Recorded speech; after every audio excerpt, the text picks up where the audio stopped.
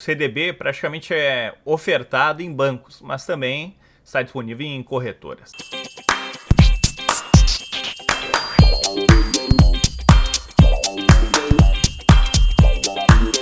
O CDB é o que substituiu a tradicionalíssima poupança. Eu vou te dar alguns detalhes sobre formas de remuneração, liquidez e rentabilidade. Pertinente também falar sobre carga tributária. De antemão, o que tem que estar claro é que o CDB, por regra, é um produto simples, fácil de entrar, fácil de sair, não oferece lá a maior das rentabilidades do mundo, mas dificilmente vai deixar a desejar e vai sempre pagar um pouquinho, por regra, e de acordo com o momento econômico, vai sempre pagar um pouquinho a mais que a poupança. Às vezes pode ser muito. Basicamente, quando tu empresta para o banco, né, tu está contratando um CDB, tu está emprestando dinheiro para o banco e ele está transformando aquilo num certificado de depósito bancário. O dinheiro que tu deixa na mesa com teu gerente, ele empresta logo em seguida para o cliente que vai lá tomar. A questão é que, se o banco te paga 1%, ele vai cobrar 1,5% no mínimo do cliente que ele vai emprestar. E essa diferença chama-se spread, mas isso é assunto para outro vídeo. Uma pergunta comum é: o CDB é o melhor produto de investimento? E a resposta é: depende. Depende dos teus objetivos. No senso comum, há 3 tipos de CDB: o pré-fixado, o pós-fixado e o híbrido. No CDB pré-fixado, por exemplo, se você aplicar R$1.000 a uma taxa de 12% ao ano pré-fixada, você sabe que daqui a 365 dias você vai ter R$1.120. Claro, vai ser descontada a tributação. A tributação aplicada ao teu lucro será de 17,5%. Tributação é um assunto para outro vídeo, mas por regra é algo que você não precisa se preocupar, porque ela é feita pelo próprio banco. Então, quando você resgata, já resgata descontado o imposto de renda. Eu vou falar agora sobre o CDB pós-fixado, que é o mais comum no dia a dia, tá? No pós-fixado, você não sabe exatamente qual é a rentabilidade. É muito comum as pessoas pensarem assim, e falarem também.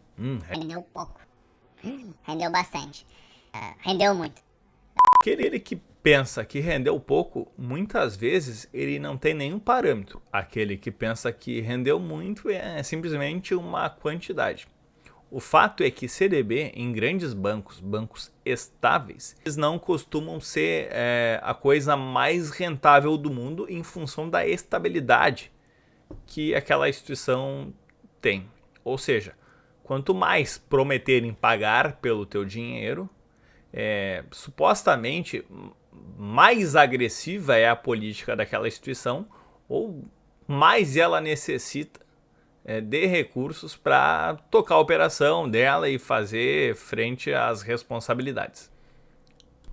O que eu tenho visto é os bancos pagarem de 90% até 120% do CDI pelo seu CDB. Eu confesso para vocês que eu estou sempre buscando a informação sobre o CDI no mesmo local, então eu parei um pouco aqui para pesquisar o CDI e demorei bastante para achar e quase perdi a linha de raciocínio. Mas enfim, hoje está na volta de 1% ao mês. Então se você ganha, o banco topar pagar 120% da significativa rentabilidade. Digamos que você tem um imóvel que vale 100 mil e você recebe um aluguel sobre esse imóvel de R$600. Se você tem 100 mil em um CDB, recebendo 1%, ou seja, 120% ao mês disso, você pode ganhar em torno de R$1.200, o que dá praticamente o dobro. Então, muitas vezes é interessante frente a um imóvel, por exemplo. A questão é que, por regra, a gente vive um momento de taxa de juro elevada. Então, isso faz com que seja bem menos atraente ter um imóvel, né? Mas, no geral, vamos dizer assim, que você ganha em média 0,7%, 0,8% ao mês sobre esses 100. Ou seja, 100 mil te rende aí aproximadamente R$700, R$800. que é um bom negócio. Claro que dependendo da área onde você atua, esses 100 mil renderão muito mais, né? Se você aplicar no seu negócio e ele render um retorno de 30% ao mês, pode ser que você tire bruto 30 mil. E descontado o tributo, isso talvez, e custos operacionais, isso talvez se transforme em 10 mil.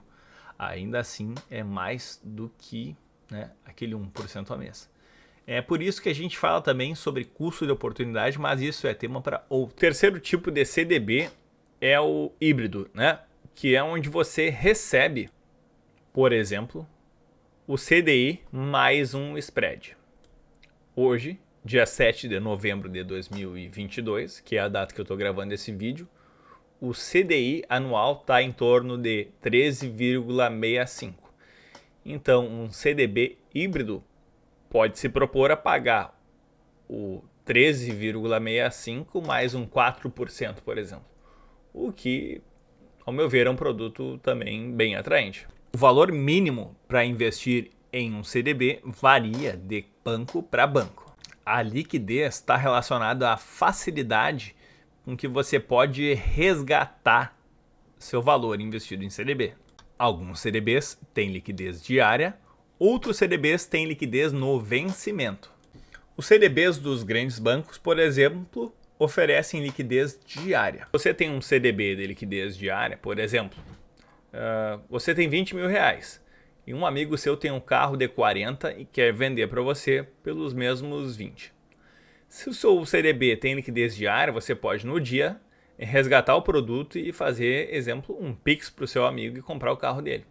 Outros CDBs têm liquidez somente no vencimento. Significa que essa oferta do seu amigo aí de 20 mil provavelmente não vai cair para você, ou até pode cair, mas você talvez não vai efetivar, porque muitas vezes o seu prazo de vencimento não ocorre em concomitante àquela oferta.